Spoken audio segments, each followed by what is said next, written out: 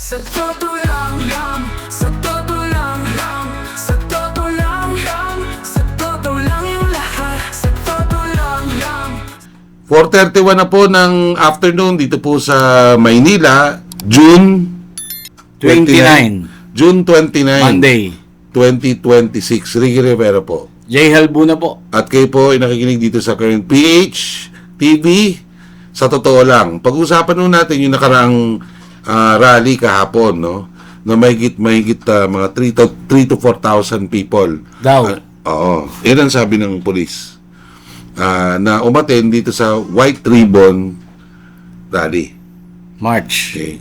Obviously, sabi naman ng mga organizer, hindi naman talaga nila inasa na talagang ito ay malaki. Pero Rally. initial, sabi nila 10,000, di ba? Initial 10,000 pero kalahati lang dumating. Ngayon ang tanong, ang aming katanungan po ay bakit? Bakit po ganon? Nawalan na ba ng interes ang mga Pilipino para sa topic ng korupsyon sa Pilipinas? Kasi yun ang sinasabing dahilan, ano? Na parang nag-wane na yung public interest dito po sa katiwalian. Ngayon, sang-ayon naman po sa mga surveys lumalabas, maraming mga Pilipino ang galit pa rin doon sa nagawang nakawan. At sino naman ang hindi magagalit talaga? No? Bilyon-bilyon. Hindi, Trilyon, trilyon. trilyon. 2 trilyong piso. Hanggang ngayon po, ay hindi natin alam kung saan napunta. At ang nababalik pa lang yata ay migit 200 milyon. So, balik tayo dun sa tanong, bakit ganun lang yung bilang ng dumalo? Oo. Wala na bang, sabi nga nila, wala na bang apoy sa dibdib ng mga mamamayan? Oo. Oo. Sa tingin ko, ako kung tatanungin mo ako, Brad, hindi naman nun sa nawawalan ng ng galit yung mga tao tungkol sa korupsyon. Kasi alam naman din ng mga tao na kapag may korupsyon, ang naapektan ho talaga niyan yung kanilang mga buhay. Ngayon, for example, no, wala na ito pinaka glaring example ito, Brad, na merong epekto yan sa atin na diretso. Okay. Una-una, ekonomiya po natin, napakalamlam ngayon, napakalamlam ng ating performance. In fact, may balita ho tayo, dito nyo na maririnig, na ang Pangulong Bongbong Marcos, ilo-lower pa niya yung economic growth target ng Pilipinas sa mga susunod niyang pronouncement. Bakit ganon? Kasi nakuha nila dun sa mga economic managers na pasadsad ho talaga ang ekonomiya natin. Bakit pasadsad? Well, una, walang pumapasok na foreign investment. Ikalawa, ang local investment po natin, lahat ng mga investor, lalo na yung mga Pilipino, ay cautious. At meron pa nagsasabi, takot na mag-invest ngayon. So, posible yung sinasabi na August, September talagang babagsak ang economy. Opo. Kasi ngayon, kung titignan nyo ho, even yung mga bank analysts at mga economic analysts natin at mga manager, nakikita ho nila yung negative consumer confidence. Basahin nyo po doon sa website ng Bangko Sentral ng Pilipinas, makikita nyo po doon, napakababa nung economic confidence. Kung napakababa po ng economic confidence, tinatamaan ho talaga ang mga businesses. No, bakit? Dahil karamihan ho sa mga Pilipino, instead na bumili ay mag-iipon. Di ba? Mag-save. Imbis na halimbawa bumili yan ng o kaya kumain sa restaurant. Napakamahal na ho ng restaurant ngayon pagkain sa isang table lumalagpas sa 1,000 na po. Hindi katulad ng dati na pwede kang kumain ng mga 2, 3, 500 piso kada table. Ngayon hindi po lumalabas na mga mahigit 300 on average ang isang pagkain para sa isang tao sa isang table. So, niyan. Ang ikalawa na nakita natin yung taas presyo ng mga pangunahing bilihin. No?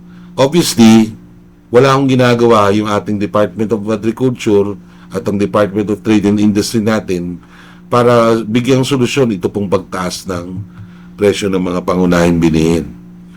So, in fact, ang bigas ngayon, nakikita ko 50 to 60 pesos per kilo. Totoo yan. No? Yung sinasabi nilang 20 pesos, piling lugar lang yun. Oo, piling-piling At lugar na yun. ilan lang nakakabili talaga. Kaya nga. So, may malaking problema ho tayo at sasadsad pa yan sa mga susunod na weeks. Bakit po? Dahil po, sa kawalang inaksyon ng pamahalaan. No? Mukhang tama yung sinasabi ni Senator Alan Peter Cayetano na nasa yugto po tayo ng ating kasaysayan na ang ating republika ay tinatawag na fatherless. Walang namumuno. Sasabihin natin, nako, propaganda yan. Ay, hindi po.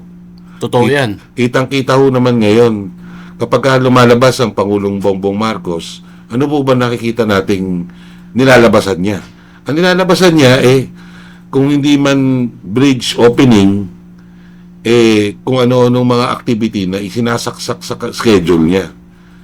Wala ho tayo nakikita na effort man lang ng administrasyon na ito na mag-provide ng mga solutions dito po sa impending economic crisis natin. At bakit din ho ganun? Kasi I think, alam na nila na ang punot dulo ng mga problema natin ay institutional. Ibig sabihin yan, kinakailangan baguhin mo yung mga batas. Lalo tigit yung batas po sa business, no, para masolusyonan yung mga problema. No? At isa doon sa mga batas na dapat nilang pagtuunan ng pansin dapat, no, in terms of economy, ay ito pong unti-unti nating pag-increase ng dependence natin sa mga imports. Hindi na ako nagtataka dyan. Kasi yung mga kaibigan nitong Pangulong ito ay mga negosyante. Mga negosyante na karamihan ay importer, mga trader. So, ano ang interest nila? Ang interest nila ay i-flood itong ating bansa ng mga produkto na galing sa ibang bansa. Imbis na halimbawa tulungan yung agricultural sector, yung food sector natin, Bigyan ng pondo. bigyan ng pondo, bigyan ng mga ayuda, no? Ay hindi po yan ang ginagawa. Kung mapapansin po ninyo, karamihan po sa mga Pilipinong involved sa agri ay luging-lugi. Isang halimbawa na lang ho, yung nakaraang buwan, ano? Noong nakaraang May. Nung nagpunta ho kami sa Baguio, nakita niyo ba? Yung mga magsasaka po natin doon at mga magtatanim ng mga repolyo, sana ho nagbebenta na palugi. Doon ho sa Sa highway. Oo. Binibenta ng 15 pesos per Per kilo. kilo. No? Tapos, ang taas-taas din ng sibuyas. Bumaba rin sa kanila. Pero pagdating mo dito sa Metro Manila, dahil imported o karamihan ng pinapasok ko dito, tayo nagsasuffer kasi ang taas-taas ng garlic at ng sibuyas. Tsaka nagtataka yung mga kababayan natin. Pagdating sa balita, kasi may pinapakita na kung magkano presyo ng mga bilihin. Oo. Pero pagdating sa palengke, iba eh. Kaya nga eh. So, Mukhang ginuguyo tayo may problema sa sa impormasyong pinapadala, no? Kasi parang tinatry na sabihin na kumalma kayo, walang problema, hawak namin to. Ang totoo po ay hindi. At wala ko tayo makitang malasakit man lang sa ating presidente. Kasi presidente natin ngayon, tingnan nyo, imbis na magsabi ng mga mabubuting measures, no, na isasagawa nila para nga dun sa presyo ng mga bilihin, no, nung nakaraan, baha sa Quezon City. Pumunta ng Quezon City at sinabi, ito hindi na bumabaha ngayon. So mukhang fucked up yung ating mga priority, Mr. President. Ano bang priority natin ngayon? Bigyan ng kaginawaan ng mga Pilipino. Ano nangyayari? Mukhang hindi kaginawaan yung nangyayari. Alam mo ng mga Pilipino yan. At hindi yun yan, tiyak ko, hindi papalampasin ng gobyerno ng mga Pilipino yan. minsan may problema din sa sa pagbibigay ng impormasyon sa Pangulo. Siguro. So, sa pero, mga data, pero dapat pero responsable dapat i-double ang check Pangulo natin na basahin maigi, double check. Sapagkat binigyan ka namin, Mr. President, ng lahat ng kapangyarihan under your disposal para makapagbigay ng tamang mga desisyon na batay doon sa mga datos. Pwede mo naman ipacheck yan. Apparently, hindi natin alam kung anong nangyayari. Pero ako, naintindihan ko kasi ang Pangulo natin eh. Hindi niya mararamdaman yan dahil in the first place, konyo siya eh. Pinanganak na with a silver spoon in his mouth. No? At nung panahon ng batas militar, at nung panahon ng tatay niya, sino ba ang pinakamayamang tao dito sa buong Pilipinas? So, Iba sila. nung panahon nila, naging talagang nepo baby rin siya. Ano po baby talaga yun? Di ba? So yan po mga kababayan, alam po lahat ng Pilipino yan. At nung mga nakaraang mga panahon, ay may faith pa ang Pilipino para solusyonan yan sa pamamagitan ng mga demonstrasyon. Sadly, dumating ho sa punto na sa palagay ko, hindi na ho demonstrasyon ang gusto ng mga tao. Ang gusto na ho ng mga tao ngayon ay tunay na pagbabago. Pagbabagong tunay, yan ang gusto nila. Ngayon, ang tanong na lang dyan, paano isasagawa yan? Yung tunay na pagbabago. Ano po ang ibig sabihin tunay na pagbabago? Pagpapalit ho talaga ng liderato. Ngayon, kasi may dilema eh. Pagka sinabi natin palaging ganun, so ibig sabihin, Mr. Rivera at Mr. Albuna, pabor kayo dun sa constitutional transition sa vice-presidente.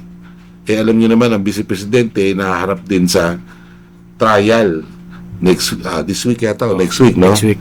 Tungkol dun sa kanyang pagnanakaw naman, di umano, ng 600 million na intelligence funds. Sa tingin ko, tama yung pinupunto mo, Brad Ricky. Kasi itong rally na nangyari to, halos continuation to, pangatlong beses na to eh. Oo. Pero imbis na dumami, Oo. di ba? So parang, Kasi pinakanausap ako eh. Niyayaya ako siya na pumunta doon sa rally. Sabi niya, hanggat hindi yan tungkol sa pagbabagong tunay, hindi siya pupunta doon. so Ibig sabihin, kinakailangan may makita na tangible things ang mga tao as a result of the rally. Dapat may ganun eh. Ngayon, ang sabi nitong nila Bishop Bagaporo, etc., nung nag-press con sila, yung sinuportahan pa ng Artikulo 11 yan, ang sabi ni Bishop Bagaporo, meron naman nung naging success dito dun sa nagawang dalawang rally. Aminado naman meron eh. Di ba? Kasi una, nagkaroon ng Senate hearing, na-identify sila Jinggoy at at yung katoto niyan si Bongbong pero kulang. Revilla. Kulang pa rin. No? Ang hinahanap po namin, Mr. President, yung 15 pa na yung pinangalanan ng mga Nabanggit. kontraktor. Oo. Oo. At ganun din, aside from mga kontraktor na yun, dahil sila ang gumawa niyan eh. Di ba? Yung inyong executive secretary, yung kanyang grandson, at yung kanyang mga kasapakat dun, biglang nawala. Nasaan si Pangandaman? Tama ba? Tama. O nasaan si DBM Secretary? Wala naman ho kami nakitang tumalon dyan sa Baguio, kundi si DPWH lang. Di ba? Nasaan sila Trigib, Mr. President? Nasaan yung... Si Adrian. Si Adrian. Bersamin. Oo, di ba? Direkta siya ng pangalanan ni Bernardo during the Senate Blue Ribbon Committee hearing. Kung matibay yung ebidensya sa kanila, ba't hanggang ngayon hindi sila kinakasuhan? So, sa Ang tingin, kinasuhan lang si Bonoan. so sa tingin mo, kung ganun yung pananaw ng mga kababayan natin, sa tingin mo ba kung may magtatawag ng revolusyon, posible ba? Ayun nga yun yung tama ka. Kaya nga tayo nag-uusap ngayon kasi mukhang yun ang talagang pinakadilema. Kasi depende yan eh. For example, kung ang tatawag dyan ay mga grupo na alam mo at alam nating lahat batay sa kasaysayan ay bahagi din ng mga elite. Diba? O hindi na ako magpapatumpik pa, no? Yung mga hindi naman. Pasensya ka na, Erin. Alam ko kaya ibang tao ka. Pero sila yung from 1986 nang namuno eh. Magmula 86 hanggang nung panahon siguro nung si Duterte na. No? Pero nakita ho natin kung anong kabalotstugan ang nangyari sa bayan natin. Di ba? Kung ang isang grupo po na mananalo dyan, halimbawa nagtawag at nanalo, bahagi doon ng elitistang grupo, wala ho talaga. Ganun pa rin. Siyempre, ganun ba rin yan? Di ba? Ngayon, marami naman hindi papayag naman kasi na magkaroon ng constitutional succession. Kasi nga, hanggang ngayon, di naman sinasagot ng ating Vice Presidente yung mga Aligasyon. itinapon sa kanya mga tulad na mga aligasyon. Katulad halimbawa, saan mo napunta yung 600 million? Bakit may 6 billion ka sa bank accounts mo? Ang tingin kong solusyon yan, alam mo kung ano? Hindi lang siya dapat political eh. Kung magkakaroon man ng revolution sa Pilipinas or re-engineering sa Pilipinas, hindi lang siya dapat political. Dapat moral. Dapat nakakakibat doon yung moral. Bakit? Kasi maraming tatanong sa akin, Mr. Rivera, ba't ayaw mo ng madugo at violenteng revolution? Aaminin ko sa iyo, dati, naiisip ko yun. Kasi kailangan ma-reset mo maigi to zero eh. Pero nakita ko, hindi mo naman kailangan i-reset into zero. Ang kailangan natin, isang nakapangyayaring pangyayari. Sabi nga ng isang general. Ano yung nakapangyayaring pangyayari? Isang panggulat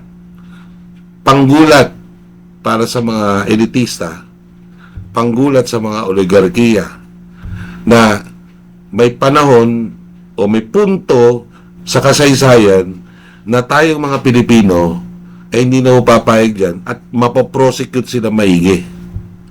Dapat. Panggulat, yun po yung kailangan natin. Kasi ang mga elitista at mga oligarkiya ngayon, wala na hong hiya. Yun din ang nawala yung hiya. Wala na hong silang pakialam. Ang pakialam mo nila ay kumita ng bilyon at bahala sila sa buhay nila. Kahit na may epekto sa atin. So, isang panggulat ang kinakailangan. Anong klaseng panggulat yan? Ini-eliminate na natin yung rally. Kasi hindi naman nagugulat. Di ba? Parang wala lang. Wala lang. Di ba? Kaya nga maraming hindi pumunta eh. Kasi, di ba pupunta ako dyan 2:30. Kasagsagan nung araw. Magpapawis ako doon. Tapos pagkatapos nung uuwi din lang naman ako. Wala nangyari. Di ba? Resulta po, resibo ang kinakailangan ng mga taong bayan. At magaganap lang po yan kung magkakaroon ng isang pangyayaring nakapangyayari.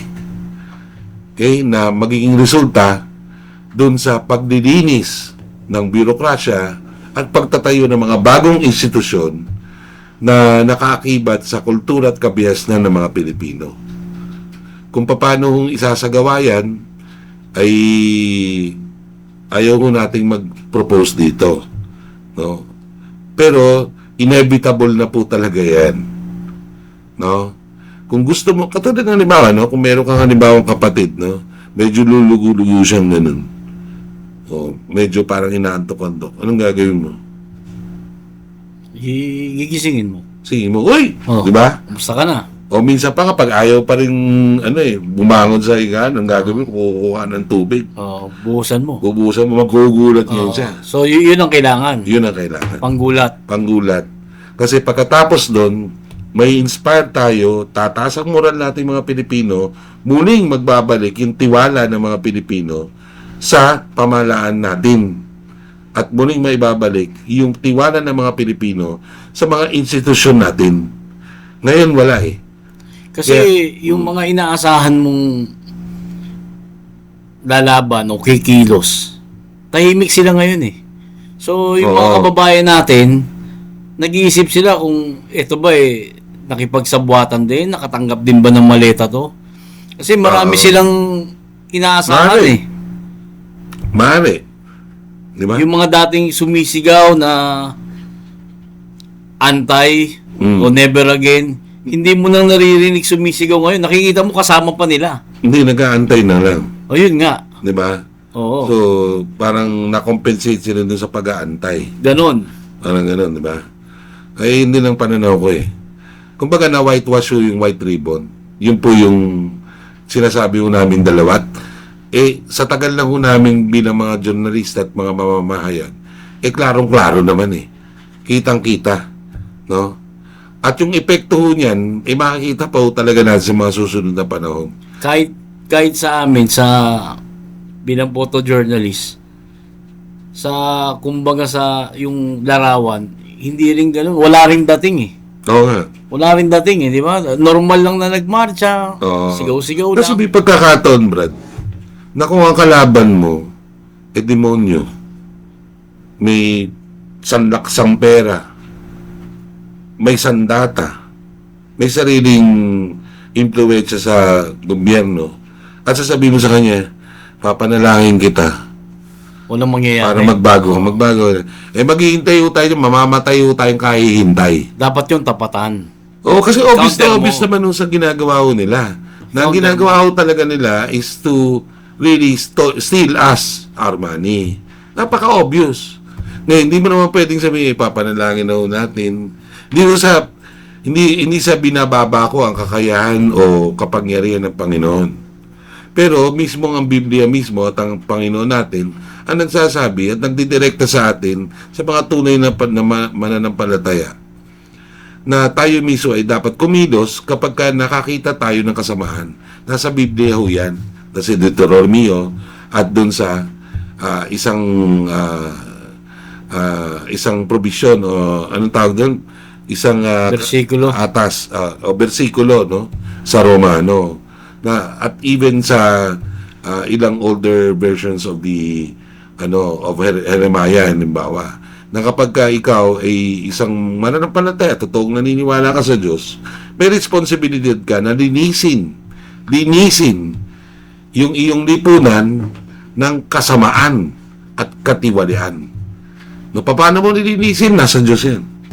Pag sinabi ng Diyos, halimbawa, si David, nung panahon ni David, anong inatas ng Panginoon dyan?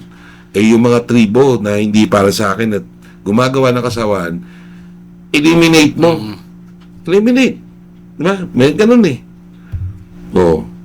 yung hari na si Saul, ganun din ang kinatas doon sa mga Amalekites, yung isa sa mga tribo. So, panahon para magkaroon tayo ng mga ganong pangyari. Kasi otherwise, wala akong talaga nang mangyayari. Kung ako sa inyo, ikaw ba, handa kang pumunta Canada o New Zealand? Pwede naman.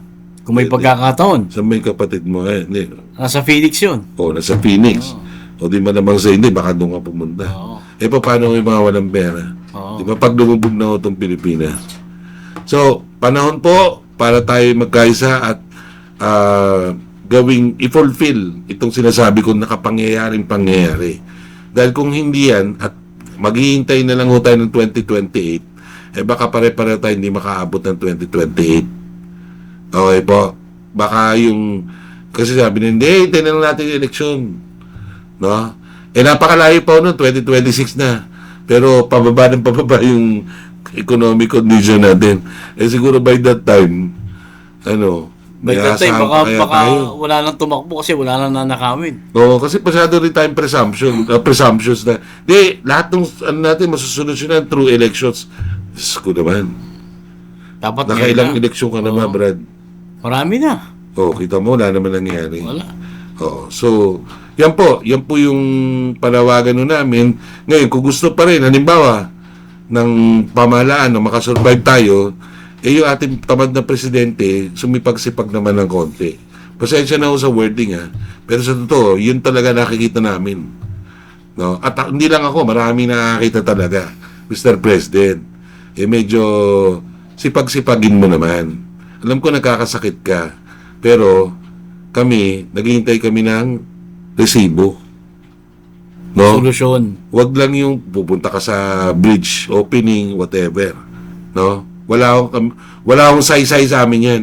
Ang saysay namin ay gawa kang solusyon. Ngayon, kung wala kang solusyon, ba't ka pa nandyan? Ricky Rivera po. J. Albo na po. Maraming salamat. Maraming salamat.